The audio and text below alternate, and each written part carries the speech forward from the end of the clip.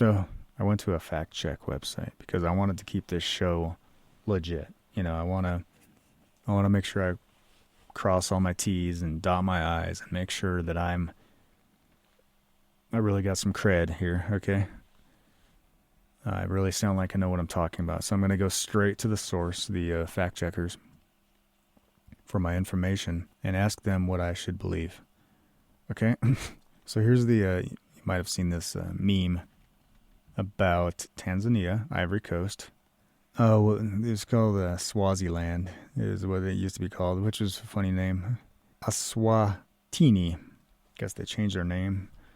Or Burundi. All these leaders ended up dead who weren't for the narrative of the pandemic and or wanted mass vaccine mandates for their own people, and Haiti too. Of course, that guy's there. I did a show about Jovenel Moise, kind of a French name, but yeah, I did a show about that guy too. He was actually assassinated though, so that was pretty obvious, right? And then let's skip over to what happened in Burundi. Burundi. I likes me some Burundi coffee now and then. It's a good region. It's a little harder to roast than like a Yirgacheffe, but still good, unique flavor. Anyway, fruity, right? The original strain of the coffee bean. I used to roast coffee, so I'm a little snob when it comes to this, but can't help it. Once you go, how's it go? Once you go black coffee, you never go back. Something like that. Burundi leader died of COVID-19. Diplomats. So, another leader of another African country that didn't want to play ball dies of a heart attack? Really? What are the odds? The same year?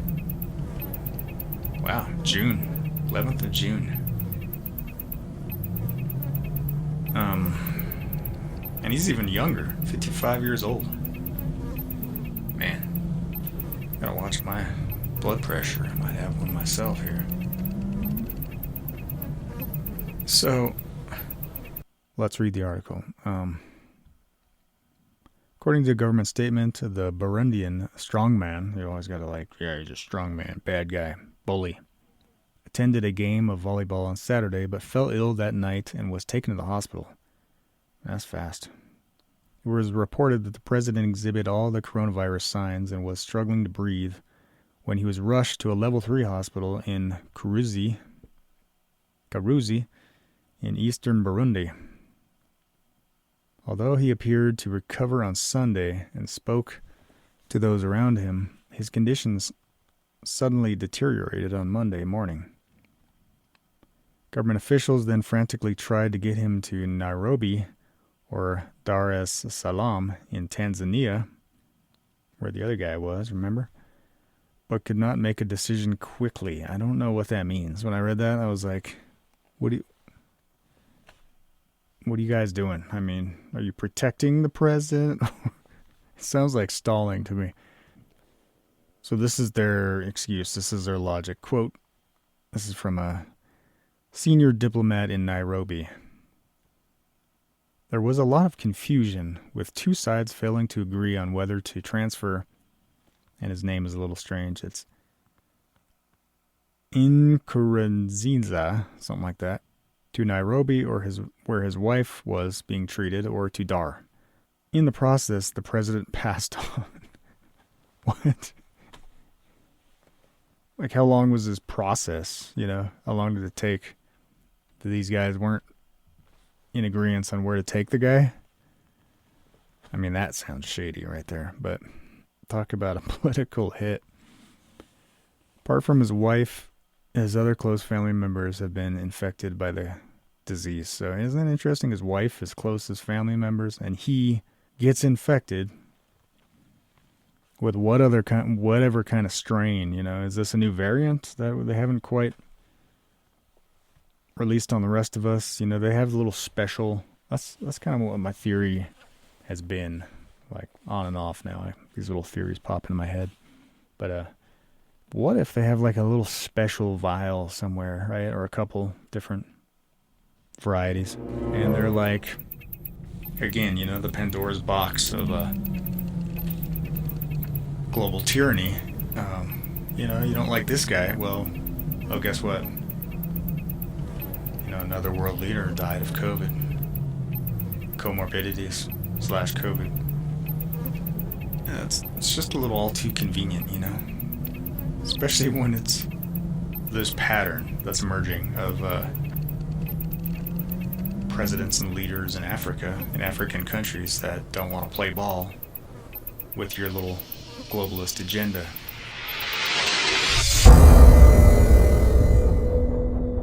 And so it goes on, like his close friend John Magufuli of Tanzania, they're buddies too. Interesting.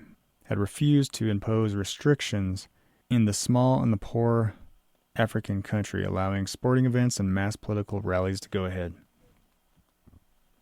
That's what a real president looks like, by the way. No lockdowns. No destruction of his local economy. No, we'll just keep going on as usual. Isn't that what they did in Switzerland? Did they all die? No. They gave recommendations to their population, but it wasn't by force or mandate. So Burundi has reported 83 cases of COVID-19, and officials have insisted that God will protect them and have asked citizens to go about their daily lives without fear. Wow. Total polar opposite messaging, right, from the officials in that country. Quote, Burundi has signed a special covenant with God, whether you believe it or not, Nkurunziza said recently. Last month, the former footballer expelled the representative of the World Health Organization amid criticism of the government's handling of the coronavirus pandemic, and has carried out very few tests and held large rallies in the run-up to the election in May. Straight to some breaking news coming into us here at France 24. According to the government Twitter account of Burundi, the country's outgoing president, Pierre Nkurunziza, has died. In a statement, the government of the Central African nation said that he died of a heart attack. He was 55 years old. So do you see that little pattern there? You kick out the WHO, you don't follow their mandates, and you end up dead. I mean,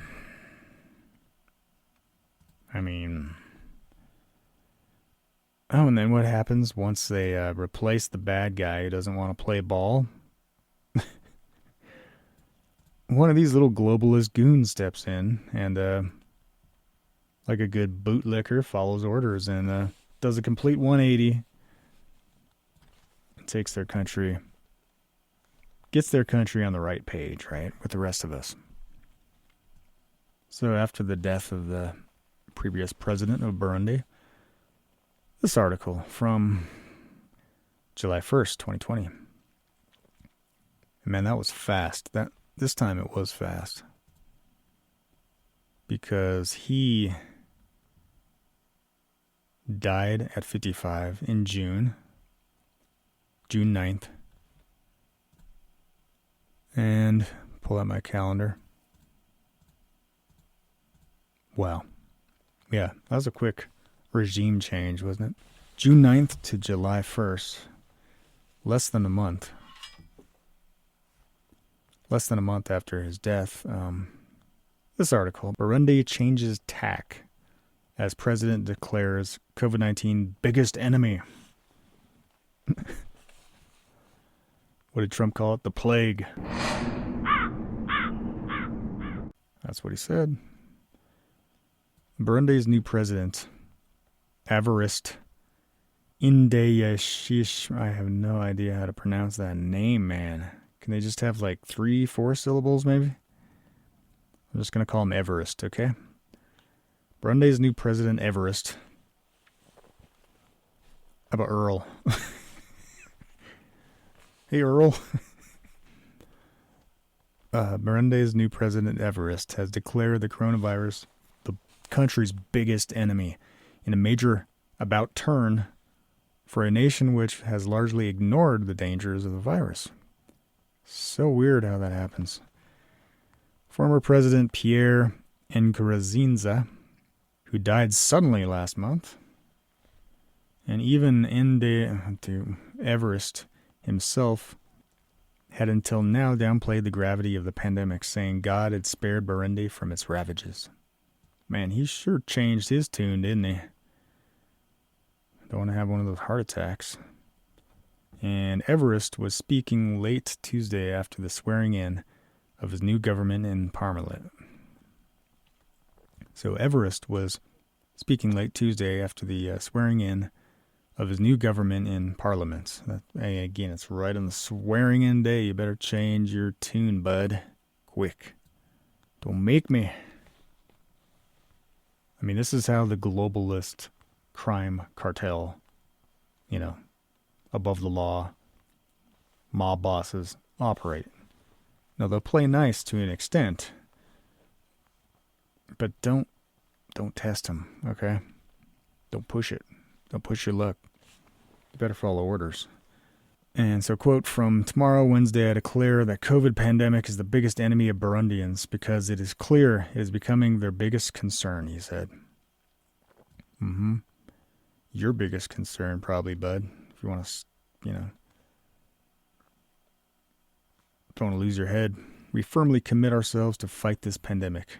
And then he uses this, it's pretty interesting, the language. He treated as a sorcerer. He called for the strict respect for preventative measures which the health ministry will now on display across the country. Is this what happens when you don't follow the health guidelines? You get another, wait, the other guy was a strong man, right? This guy's not a strong man, right? Yeah, they didn't use that verbiage to describe him, did they?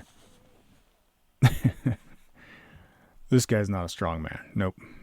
He's a cuddly, snuggly little teddy bear. So you better follow your health ministry, all right? And your ministry of truth, too. Dang it. He reminded citizens that coronavirus tests were free. And as was treatment, it's all free. Paid for by the taxpayers, right? Warning that those who did not get tested when they had symptoms. Warning those who did not get tested if they had symptoms. Quote, if in the future somebody does not go and get tested in such a case, it means he wants to contaminate others voluntarily. And he will be considered a sorcerer. What is this, like Middle Earth or something? And he will be considered a sorcerer and treated as severely as one would be, he said. Wow. I mean, that's borderline like Salem witch trials. Burn him at the stake right there. That rhetoric. This guy's not a strong man there, right? Burundi has only a single testing center with fewer than 10 technicians capable of carrying out tests for the virus. And what's his name? Everett.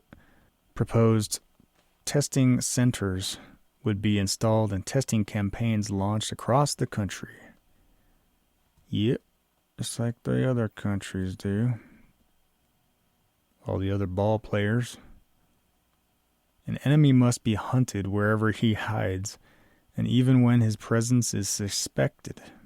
Wow. All-out warfare talk right there. Sun Tzu Art of War stuff going on right there. Everyone must know the coronavirus is a pandemic which transmits easily and which kills if you take it lightly. Really?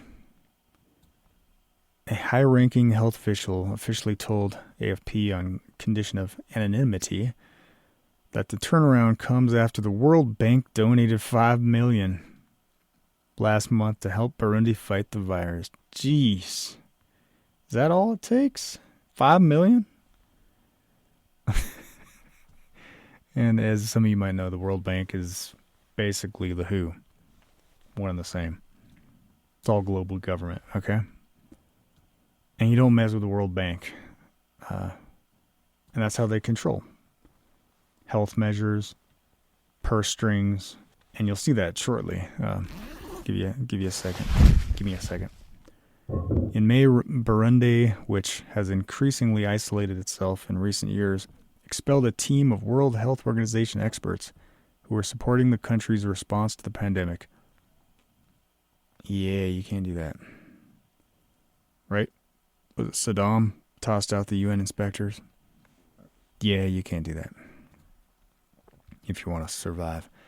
So what did I say about the purse strings? Well, look at this article here from November 18th. That wasn't too long ago. 2021.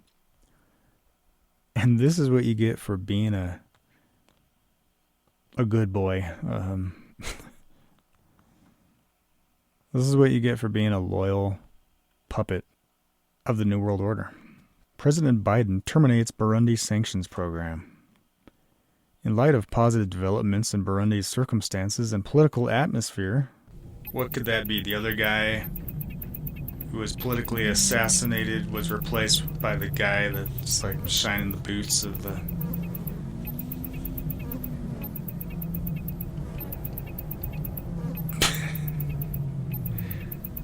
his globalist handlers.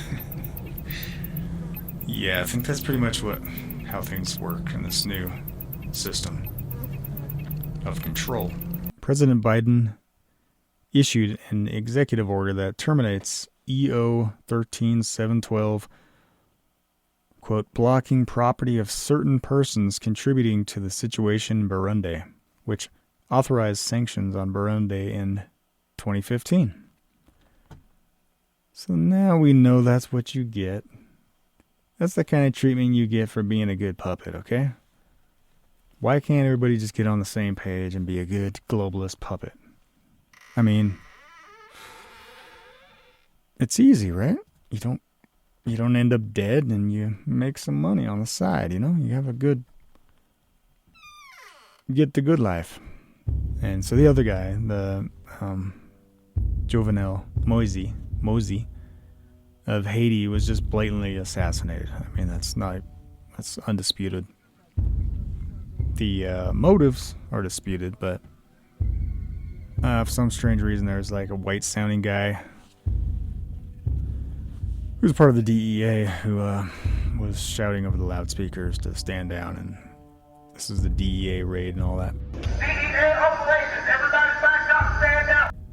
But, don't look there. So, I mean, that's just like 3 examples of the 5 I decided to cover tonight.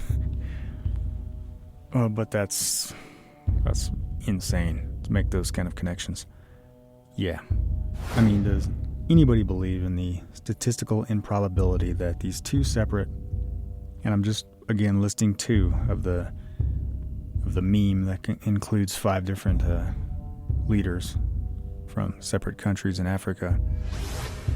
Anybody believe that these 2 presidents, who happen to be friends, who happen to oppose the World Health Organization, and not wanting to frighten their people. To unleash the full power of the federal government in this effort today, I am officially declaring a national emergency.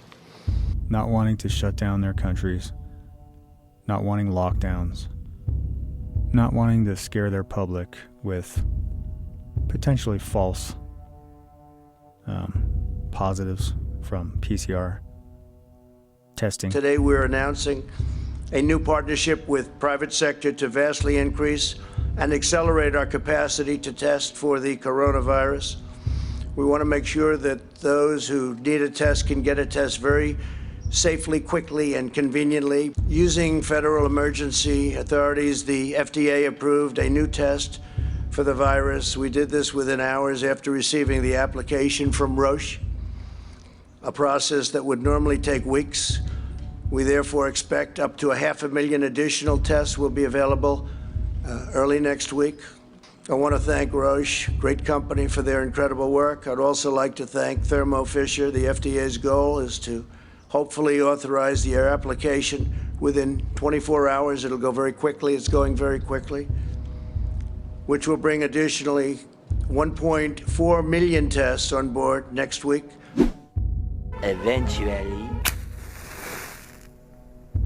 As well as not wanting to introduce vaccine mandates on their own population. President Biden is requiring tens of millions more Americans to get vaccinated. We've been patient, but our patience is wearing thin, and your refusal has cost all of us. This is not about freedom or personal choice. It's about protecting yourself and those around you. You see, this is what happens to a president or a leader of a country who doesn't just follow orders from their globalist masters. It doesn't want to play ball with the New World Order, but actually wants to do what's best for their own country, what's best for their own people, or whatever their motives. Maybe it was selfish, I don't believe anybody in government, is necessarily capable of being an angel, but I just think it's a stunning coincidence that these two men, who were both friends, who both stood up against these globalist agencies, that they both just mysteriously, within months of each other, ended up dying suddenly of a heart attack. I don't know of too many other world leaders who died suddenly like that. And of course,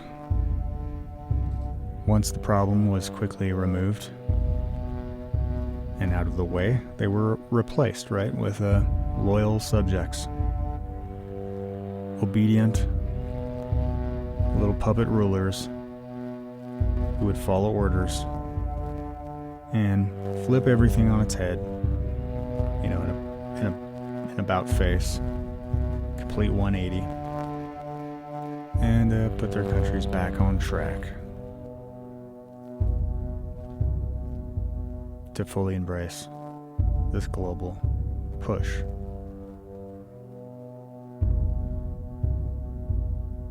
To fully embrace this global agenda. La pandemia del COVID nos ha enseñado a little too esta interdependencia. Coincidental in my mind. I don't think the probabilities are too high. Something like that just happening. The message is clear. Play ball. Do what you're told. Follow the guidelines. Or, you might just yourself have a sudden health crisis. It's classic. Espionage. And it's been going on for quite some time now, right? Have you brought with you some of those devices which would have enabled the CIA to use this poison for? We have indeed. For killing people?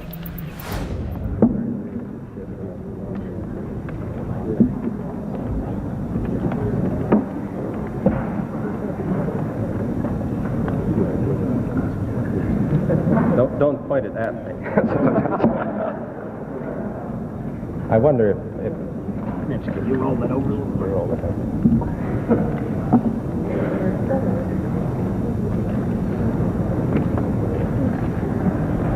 Now,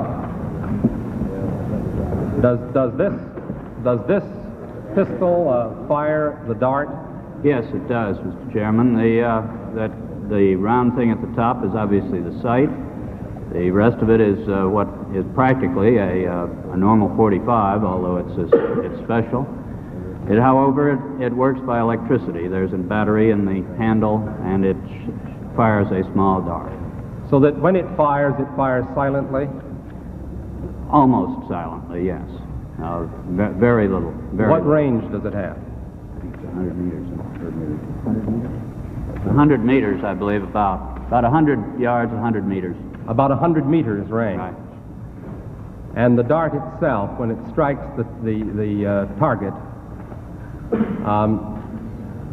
does the target know that he's been hit and about to die? That depends, Mr. Chairman, on the particular dart used. There are different kinds of these flechettes that were used in various weapon systems, and a special one was developed which potentially would be able to enter the target without perception.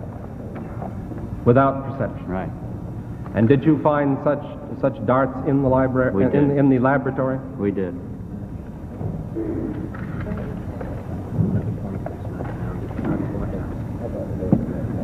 Yes. Isn't it true too that the effort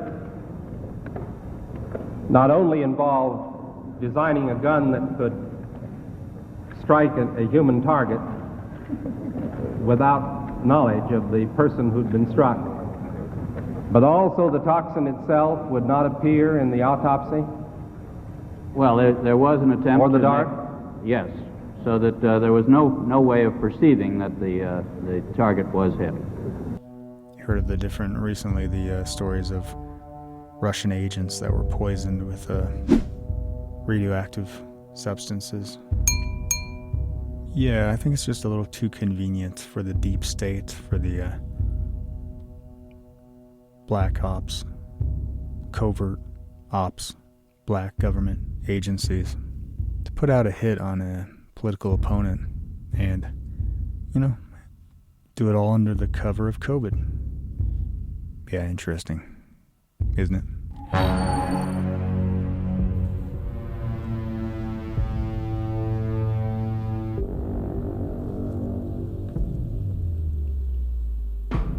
On behalf of the General Assembly, I have the honor to welcome to the United Nations His Excellency Evariste Ndayishimiye, President of the Republic of Burundi, and to invite him to address the Assembly.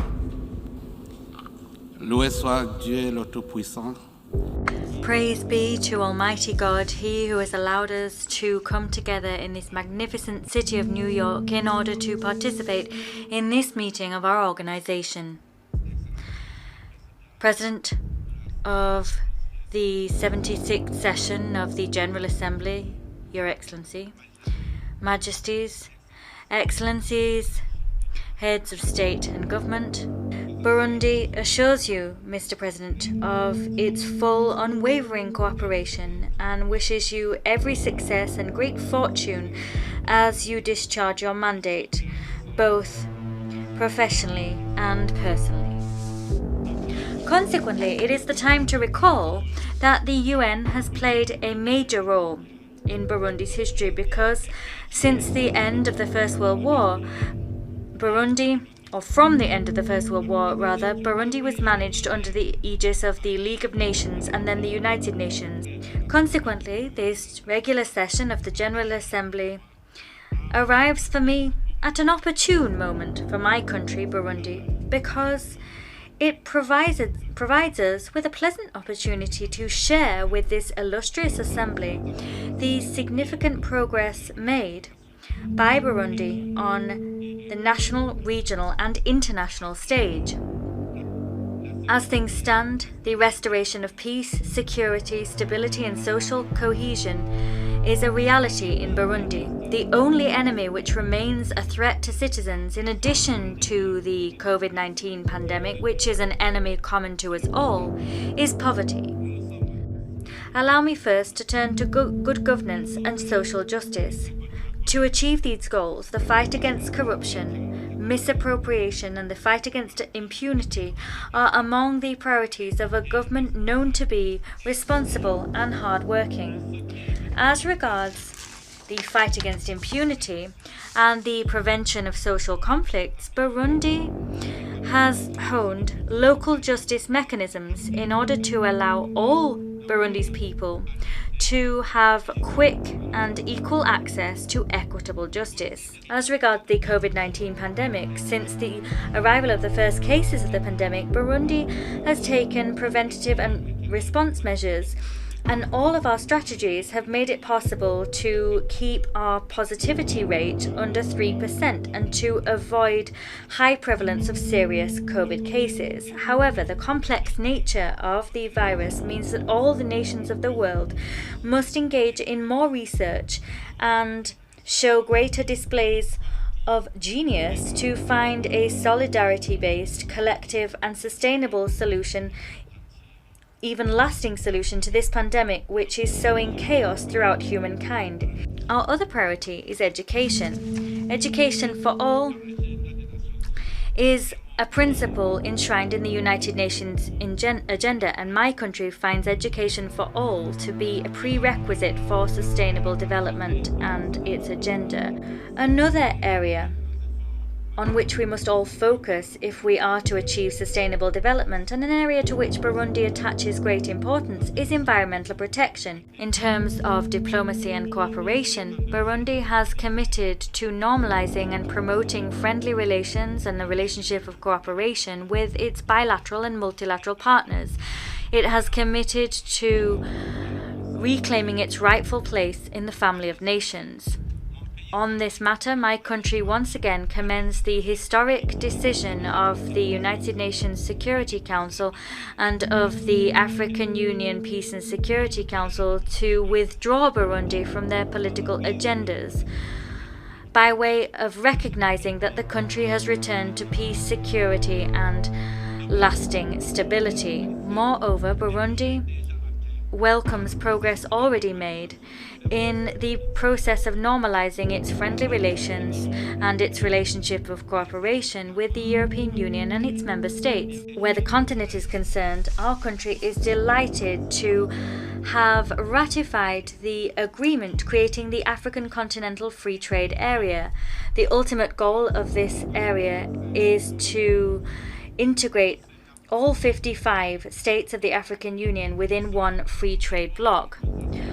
All of this will achieve the goals outlined in Agenda 2063, which aims to create a continental market with the free movement of people, goods and services, so crucial for the strengthening of economic integration. Consequently, Burundi, alongside Tanzania and the Democratic Republic of Congo, on an international level, Burundi supports the action undertaken by the United Nations Secretary General to promote United Nations reform in order to breathe new life into this common organization and to render it more effective, more efficient, more accountable, and closer to the world's people. And we enthusiastically welcome his report on the common agenda, which he believes to be the starting point for our joint efforts. With this in mind, given that we are the only continent not represented in the group of permanent members of the Security Council, and given that we are, as a continent, underrepresented in the category of non-permanent members, Africa continues to weather the historic injustice of being excluded from this crucially important body for us all.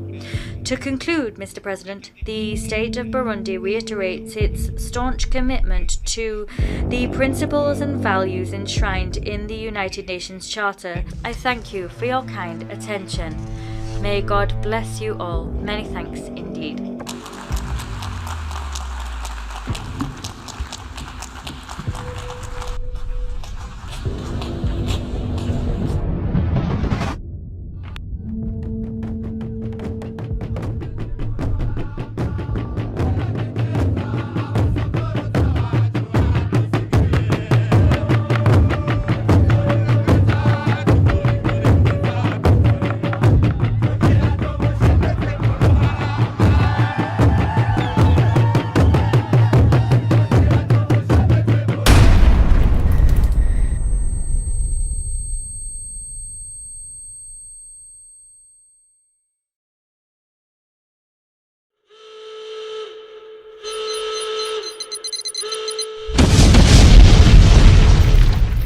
Target neutralized.